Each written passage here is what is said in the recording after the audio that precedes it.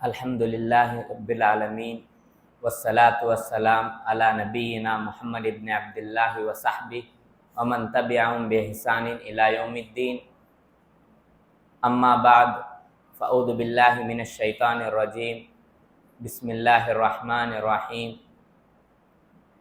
کتاب انزلناہ الیک مبارک لیدبروا آیاتہ ولیذکر اولو الالباب۔ معزز سامعین،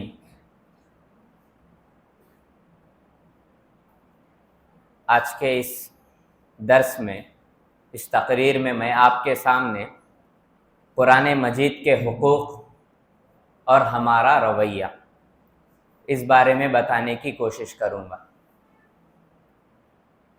قرآن مجید کتاب ہدایت ہے، ایک مقصد حیات ہے جس کو اللہ تعالیٰ نے مقدس ذات اللہ تعالیٰ کی مقدس فرشتے جبریل علیہ السلام کے ذریعے مقدس رسول خاتم النبیین محمد صلی اللہ علیہ وسلم پر مقدس مہینہ رمضان کا مہینہ اور اس میں بھی مقدس شب اس میں نازل کیا ہے۔ ابتدا تا انتہا قرآن مجید کے لیے اہمیت کے قابل ہے۔ اتارنے والی ذات اللہ تعالیٰ کی ہے، اور جو لے کر آنے والا فرشتہ وہ فرشتوں کا بڑا ہے، اور جس پر اتارا گیا وہ خاتم النبیین ہے، اور جس امت کے لیے قرآن مجید اتارا گیا وہ خیر امت کے لقب سے ملقب ہے کہ کنتم خیر امت اخرجت للناس۔ جس مہینے میں اتارا گیا وہ بھی بابرکت مہینہ، اور جس رات میں یہ قرآن نازل ہوا وہ رات بھی بڑی مقدس رات ہے۔ انا انزلناہ فی لیلۃ القدر۔ اس کی اتنی اہمیت ہے۔ اس کی مزید اہمیت کی وضاحت کرتے ہوئے اللہ تعالیٰ نے خود قرآن میں سورہ ہجر آیت نمبر 9 میں فرمایا انا نحن نزلنا الذکر وانا لہ لحافظون، کہ بے شک ہم نے اس قرآن کو اتارا ہے اور ہم ہی اس کے نگران ہیں، محافظ ہیں۔ قرآن کے جو پیغام ہیں، اس کے جو تعلیمات ہیں وہ پھیل کر ہی رہیں گے، کیونکہ حفاظت کی ذمہ داری اللہ نے لی ہے۔ اگر ہم کو ہماری کامیابی مقصود ہے تو ہمیں اپنا رشتہ اس سے مضبوط رکھنا ہے۔ پہلی وحی یہ خود تعلیم پر ہے۔ اقرأ بسم ربک الذی خلق، خلق الانسان من علق، اقرأ وربک الاکرم الذی علم بالقلم، علم الانسان ما لم یعلم۔ پہلی وحی میں ہی اللہ تعالیٰ نے قرآن مجید کی اس اہمیت کو واضح کیا ہے کہ جو اللہ تعالیٰ کا ایک دستور ہے، ایک قانون ہے کہ ہر نبی کو اللہ تعالیٰ اس قوم کے حالات، اس قوم کی جو چیزیں ہوتی ہیں اس حساب سے اللہ تعالیٰ معجزہ دیتا ہے۔ صالح علیہ السلام کے زمانے میں قوم کے مطالبے پر جو مطالبہ کیا قوم نے، تو اللہ تعالیٰ نے اونٹنی کی شکل میں معجزہ دیا۔ قوم یہود اس زمانے میں جادو کا بڑا زور تھا، تو موسیٰ علیہ السلام کو جو معجزہ اللہ تعالیٰ نے دیا وہ بظاہر جادو کی طرح تھا، لیکن جادو تو نہیں، حقیقت ہے کہ جیسے ہی موسیٰ علیہ السلام لاٹھی ڈالتے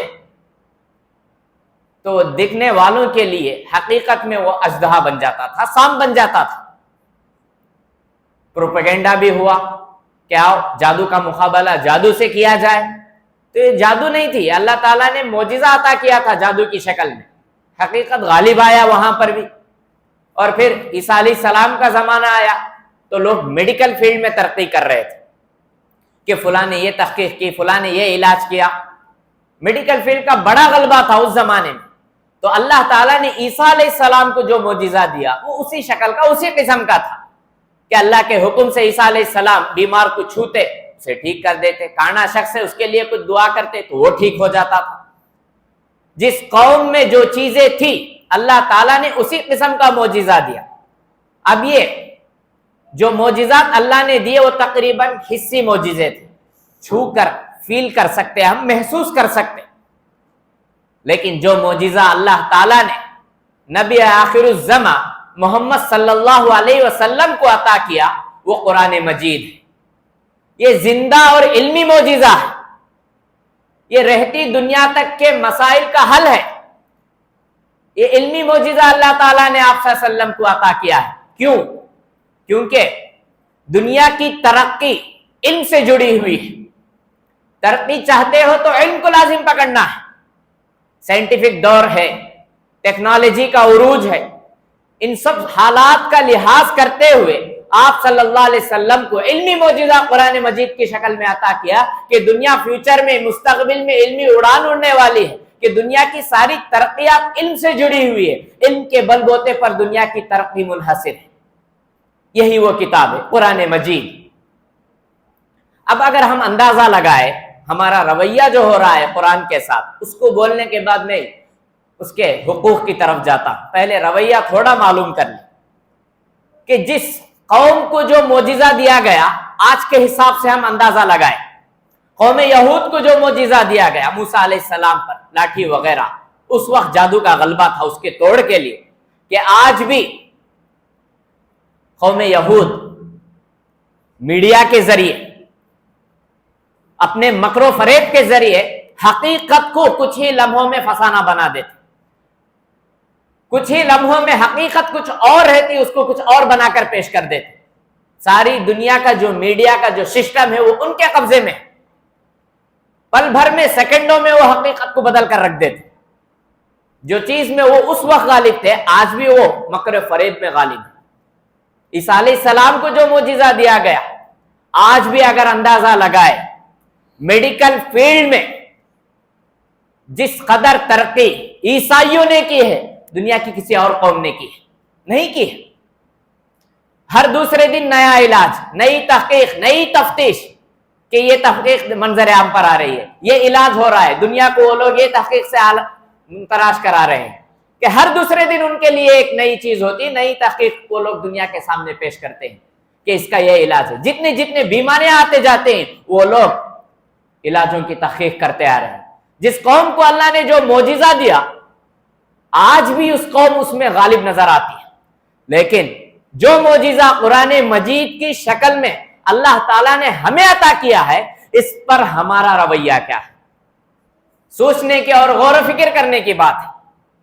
چلیے آداب کی طرف چلتے ہیں، حقوق کی طرف چلتے ہیں۔ تو حقوق تو بہت سارے ہیں قرآن مجید کے، لیکن اہم جو نکات ہیں وہ 4 ہیں۔ پہلا جو حق ہے قرآن مجید کا وہ ہے تلاوت۔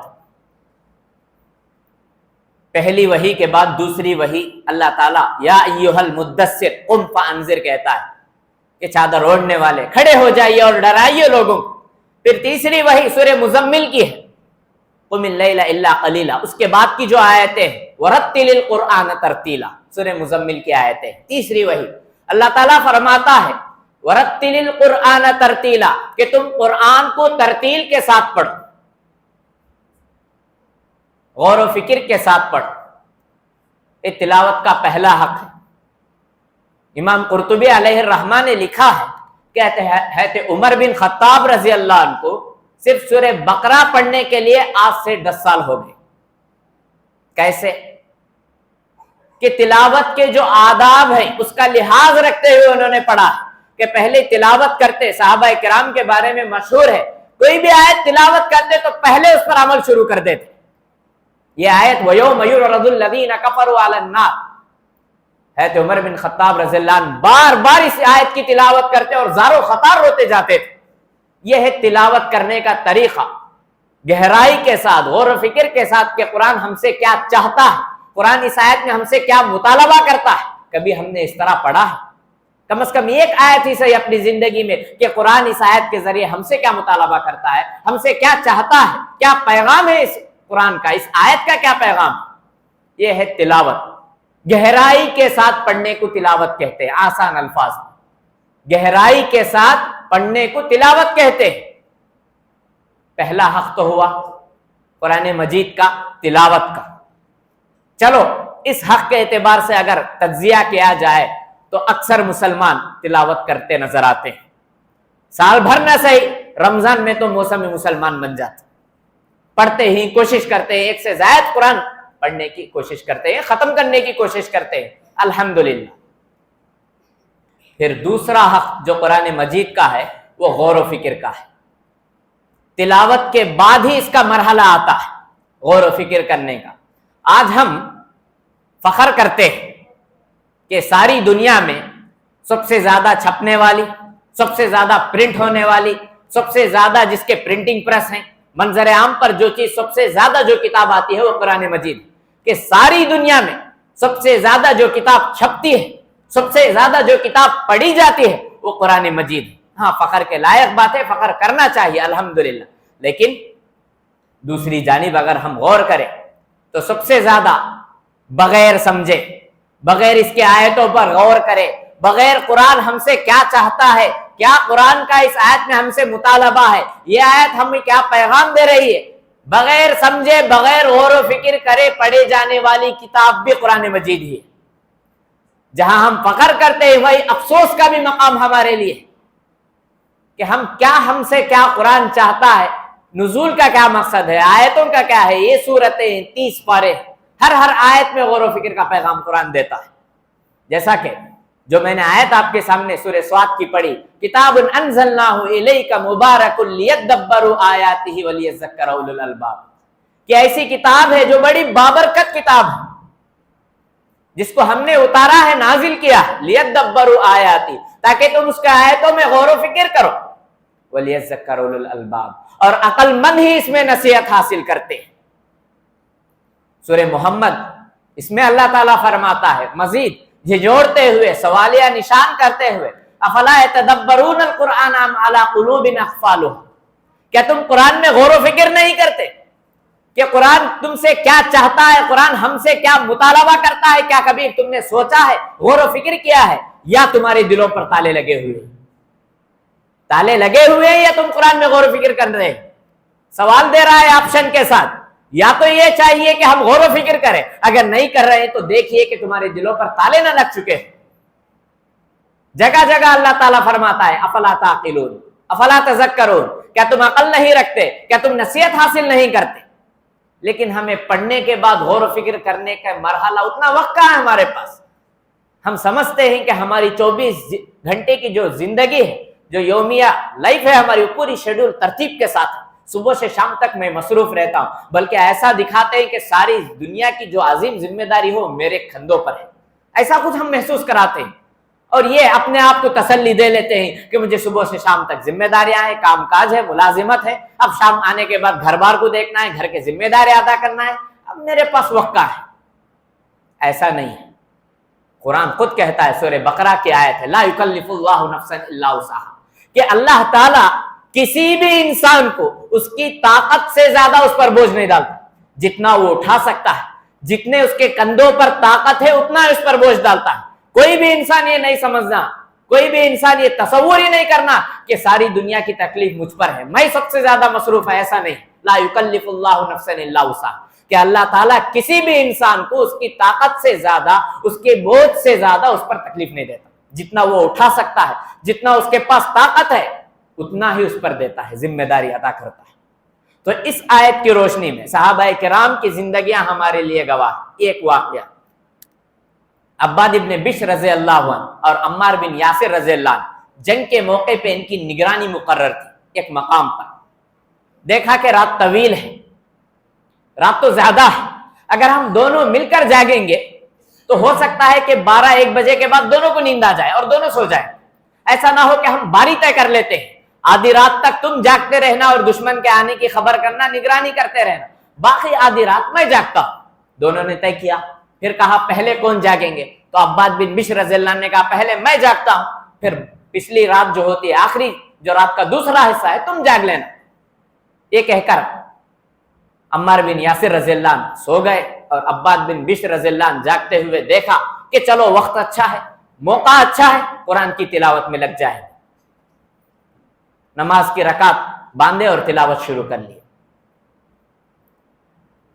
دشمن نے دیکھا کہ موقع اچھا ہے، فائدہ اٹھانا چاہیے، کوئی بھی نہیں ہے دیکھنے والا، نگرانی کرنے والا، ایک ہی شخص کھڑا ہوا ہے، تیر چلائی،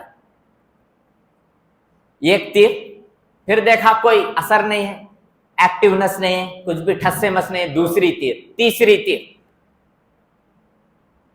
پھر اس کے بعد حالات نازک ہوئے تو فوراً عباد بن بشر رضی اللہ عنہ نے اپنی نماز ختم کی اور جلد سے جلد عمار بن یاسر رضی اللہ عنہ کو بیدار کیا۔ دیکھا کہ خون جاری ہے کئی جگہ پر، تو سوال کیا کہ پہلے ہی تیر پر تمہیں مجھے بیدار کرنا چاہیے تھا، اتنے تیر لگے ہیں ابھی بھی بیدار کیوں نہیں کیے آپ؟ پہلے تیر پر تو مجھے اٹھا دینا تھا۔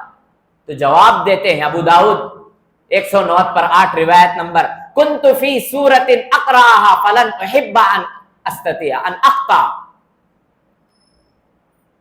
کہ میں ایک ایسی سورت کی تلاوت کر رہا تھا، میرا دل نہیں چاہ رہا تھا، میرا دل یہ گوارا نہیں کر رہا تھا کہ میں اس سورت کو منقطع کروں۔ اگر مجھے ذمہ داری کا احساس نہ ہوتا تو میں اس سورت کی تلاوت کو جاری رکھتا اور پڑھتے رہتا تھا۔ فلن احب ان اخطأ کے الفاظ آتے ہیں، ابو داؤد 109 پر 8 روایت نمبر۔ یہ ہے غور و فکر کا طریقہ کہ پوری طرح ڈوب کر پڑھنا ہے قرآن مجید کو، کیا ایسے نہیں کہ پڑھ لیے بس موسمی اعتبار سے۔ کچھ لوگوں کا معمول رہتا صبح میں پڑھنا، کچھ لوگوں کا جمعے ٹو جمعہ، کچھ لوگوں کا سال میں 1 مہینہ فکس۔ یہ قرآن ہم سے نہیں چاہتا ہے۔ افضل الاعمال ادومھا وان قل، آپ صلی اللہ علیہ وسلم کہتے ہیں کہ اعمال میں سب سے افضل ترین اعمال وہ ہیں اگرچہ کہ وہ مختصر ہو لیکن اس پر مداومت ہو۔ یہ تو ہوئی تلاوت۔ دوسرا حق غور و فکر کا کہ ہر آیت میں کیا پیغام ہے دیکھنا۔ تیسرا اس پر عمل ہے۔ جیسے ہی پڑھ لیے، غور و فکر کر لیے، تو اس کے بعد کا جو کٹھن مرحلہ ہے وہ ہے عمل کرنے کا۔ یہی سے ہم میں سستی آتی ہے۔ ہم نے آج کیا کیا؟ قرآن مجید کو اور جو بھی ہمارے عبادتیں ہیں اس کو مخصوص کر دیا کچھ چیزوں میں۔ اب بس سمجھ لیتے ہیں کہ وہی کچھ عبادت ہے، جیسا وقت آیا 5 وقت کی نماز پڑھ لیے، جمعہ آیا جمعے کی پابندی کر لیے، اور دوسرے کچھ عبادتیں ہیں جیسا کہ روزہ رکھنا، اگر اللہ نے استطاعت دیا تو حج کر لینا، سال میں 1 مرتبہ زکوٰۃ ادا کرنا۔ اور اتنا کر کے ہم کیا سمجھتے ہیں؟ بس میں سچا پکا مسلمان لیبل کے ساتھ۔ ایسا تھوڑی ہے۔ اللہ تعالیٰ فرماتا ہے سورہ زاریات آیت نمبر 50 پر 6، وَمَا خَلَقْتُ الْجِنَّ وَالْإِنسَ إِلَّا لِيَعْبُدُونَ، کہ ہم نے انسانوں اور جنوں کو صرف اور صرف عبادت کے لیے پیدا کیا ہے۔ اب عبادت کا مقصد کیا ہے؟ عبادت کا مطلب کیا ہے؟ اب ہم عبادت کو ان چیزوں میں خاص کر لیے اور عمل سے بالکل فارغ ہو گئے، اور یہ سمجھ لیتے ہیں اپنے آپ کو میں ہی سب سے سچا پکا مسلمان۔ خوش فہمی ہمارے پاس زیادہ ہے، اور جو زیادہ اعمال کرتے ہیں، زیادہ نمازوں کے پابند ہیں، ان کے نزدیک اور زیادہ خوش فہمی رہتے۔ میں تو پڑھ لیتا ہوں نا نماز، اسے دیکھنا سونے نماز نہیں پڑھتا ہے۔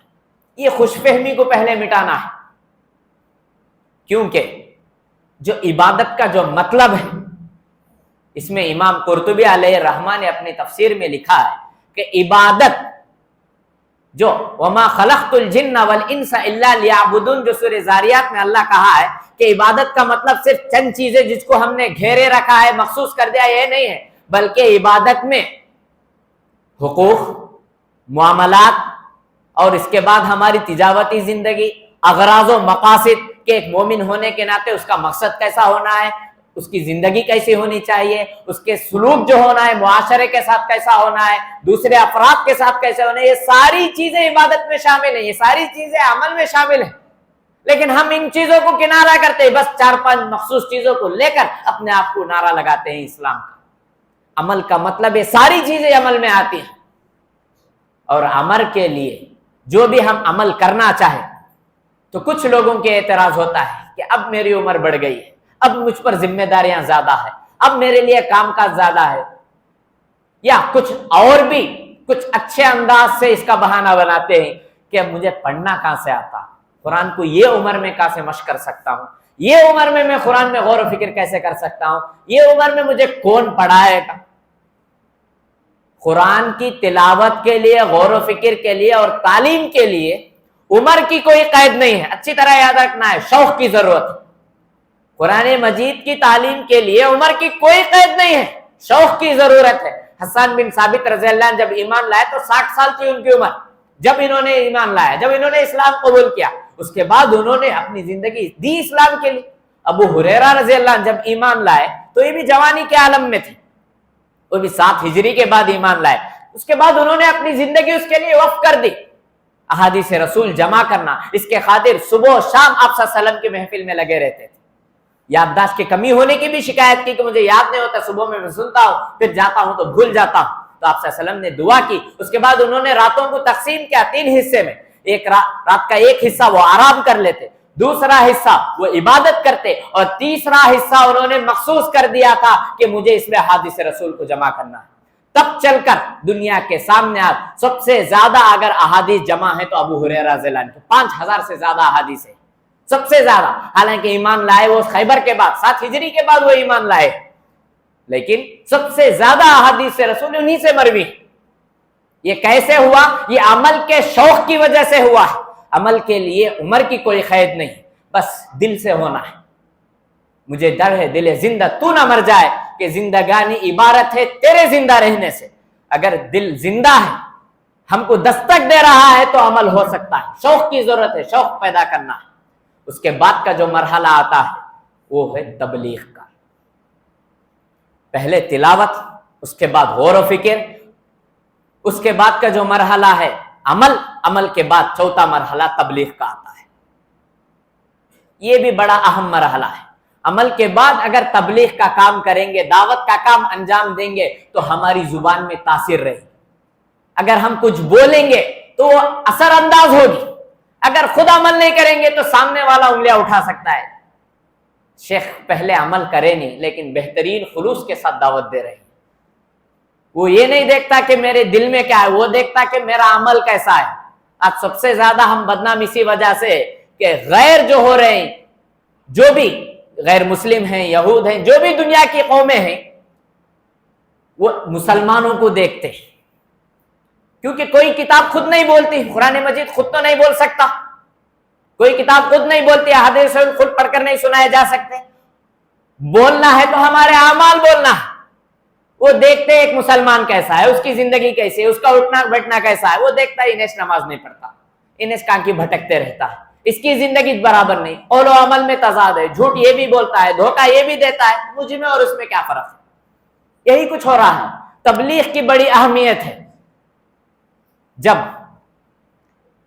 مورس بکائی کا ایک واقعہ ہے، فَالْيَوْمَ نُنَجِّيكَ بِبَدَنِكَ لِتَكُونَ لِمَنْ خَلْفَكَ آیا، سورہ یونس آیت نمبر 9 پر دو. اس میں اللہ تعالیٰ نے فرعون کی لاش کے بارے میں اشارہ دیا ہے. فَالْيَوْمَ نُنَجِّيكَ بِبَدَنِكَ کہ ان قریب ہم تمہاری لاش کی حفاظت کریں گے. نُنَجِّيكَ بِبَدَنِكَ لِتَكُونَ لِمَنْ خَلْفَكَ آیا، تاکہ بعد والوں کے لیے ایک نشان ہو، ایک عبرت کا ذریعہ بنے. لِتَكُونَ لِمَنْ خَلْفَكَ آیا، ایک عبرت کا ذریعہ یہ بننا چاہیے. نازل ہوا قرآن آج سے 1450 سال پہلے. اس وقت صحابہ کرام غور و فکر تو کرتے تھے، لیکن اس آیت کا مطلب کیا ہے؟ 1850 کے بعد اس پر تحقیق ہوئی. مورس بکائی تحقیق کیا. فرعون کی جو لاشیں تھے، فرعون جیسا آج کے زمانے میں پرائم منسٹر ایک لقب ہے، ویسا فرائنہ ایک لقب تھا مصر کے بادشاہوں. ممی کھولی گئی، اس وقت کی تحقیق ہوئی کہ کوسی اس میں فرعون موسیٰ کون ہے، کیونکہ اللہ تعالیٰ کہہ رہا ہے فَالْيَوْمَ نُنَجِّيكَ بِبَدَنِكَ لِتَكُونَ لِمَنْ خَلْفَكَ آیا، کہ رہتی دنیا تک کے لیے ایک نشان عبرت بننا ہے. تو ضرور ہے اس میں. تحقیق کے بعد جب لیب میں بھیجا گیا تو ایک لاش ایسی تھی جس پر نمک کے ذرات تھے، ناخن وغیرہ میں دوسرے جگہ پر. تو جہاں فرعون جہاں ڈوبا تھا وہ سمندر میں ڈوبا تھا، تو اس سے اشارہ ملا کہ یہی فرعون موسیٰ ہے. اللہ نے آج تک بھی اس کی لاش کو محفاظ سے رکھا ہے. جب اس نے یہ آیت کے بارے میں غور و فکر کیا تو اس کے بعد اس نے کتاب لکھی، بہترین کتاب، قرآن، بائبل اور سائنس. اس کے بعد اس نے وضاحت کی کہ اگر موجودہ علوم و فنون کو، موجودہ جو بھی چیزوں کو غور و فکر کرے تو بائبل میں حقیقت کچھ نہیں ہے، حقیقت سے زیادہ جو چیز جڑی ہوئی ہے وہ ہے قرآن مجید۔ آج ہمیں بھی اسی کی ضرورت ہے کہ کوئی بھی شخص آ کر قرآن خود نہیں پڑھ سکتا، وہ دیکھتا ہے ایک مسلمان ہونے کے ناطے ہمارے اعمال کو، ہمارے کردار کو، ہمارے اخلاق کو کہ وہ کیسے ہیں۔ آخری بات، جب بڑے بڑے اس طرح کے سائنسدانوں نے اسلام قبول کیا تب ان لوگوں نے آ کر، جو اس وقت کے سعودی کے بڑے بڑے لوگ تھے، شکایت کیا کر واضح الفاظ میں کہ تم لوگ تو سانپ اور اژدہے کے مانند ہو، ایسا اژدہا جس کے بل میں ہیرا رکھا ہوا ہے، جس کے بل میں ہیرا رکھا ہوا ہے، نہ تو تم اس ہیرے سے فائدہ اٹھاتے ہو نہ دوسروں کو فائدہ اٹھانے دیتے ہو۔ سانپ وہی کرتا ہے، کوئی بھی سانپ ہے اس کے بل میں ہیرا ہے تو اسے کیا پتا کہ ہیرے کی کیا حقیقت ہے؟ اگر کوئی بھی دوسرا اس سے فائدہ اٹھانے کی کوشش کرے گا تو وہ کیا کرے گا؟ جیسے ہی کوئی بل میں ہاتھ ڈالے تو ڈس دے گا۔ آج ہماری بھی حالت ایسے ہی کچھ ہے کہ قرآن مجید سب سے بہترین کتاب، علمی معجزہ اللہ نے ہمیں عطا کیا، خاتم النبیین ہمارے پیغمبر ہے، سب سے بہترین دین اسلام ہمارا دین ہے، یہ سارے رہنے کے باوجود ہم لوگ بھی ایسے ہی بیٹھے ہوئے ہیں، قرآن نہ خود اس پر عمل کرتے ہیں نہ اس کی تبلیغ کرتے ہیں۔ حالانکہ اللہ تعالیٰ نے سورہ دہر میں فرمایا نحن خلقناہم وشددنا اسرہم واذا شئنا بدلنا امثالہم تبدیلا، کہ ہم نے ان کو پیدا کیا ہے، ہم نے اس کو پھٹوں کو، اس کے جوڑوں کو مضبوط کیا ہے۔ وَإِذَا شِئْنَا بَدَّلْنَا أَمْثَالَهُمْ تَبْدِيلًا، اگر ہم چاہیں تو اس قوم کو، اس نسل کو لے جائیں گے اور ایسے لوگوں کو لے آئیں گے جو اس پر عمل کر سکیں۔ آج ایسا ہی کچھ ہو رہا ہے ہمارے ساتھ کہ عمل ہمارا نہیں ہے اس پر، جس کی وجہ سے جگہ جگہ ٹھوکریں کھا رہے ہیں، جگہ جگہ ہمارے ساتھ حادثے ہو رہے ہیں۔ تو پہلے ان سب چیزوں پر غور کرتے ہوئے قرآن کے جو حقوق ہیں کہ 4 حق ہیں، ہم میں سے ہر ایک کو زندگی میں روزانہ کم از کم ایک آیت ہی صحیح غور و فکر اور ترجمے کے ساتھ پڑھنا ہے کہ قرآن ہم سے کیا چاہتا ہے، کیا پیغام ہے، کیا مقصد ہے۔ بس انہی باتوں پر میں اپنی بات کو ختم کرتا ہوں کہ دعا ہے رب العالمین سے کہ اللہ تعالیٰ مجھے اور آپ کو قرآن مجید کے جو حقوق ہیں، جیسا قرآن پڑھنے کا کہا گیا ہے ویسا ہمیں پڑھنے کی توفیق عطا فرمائے، آمین۔ سوالات جیسا کہ حکم ہوا ہے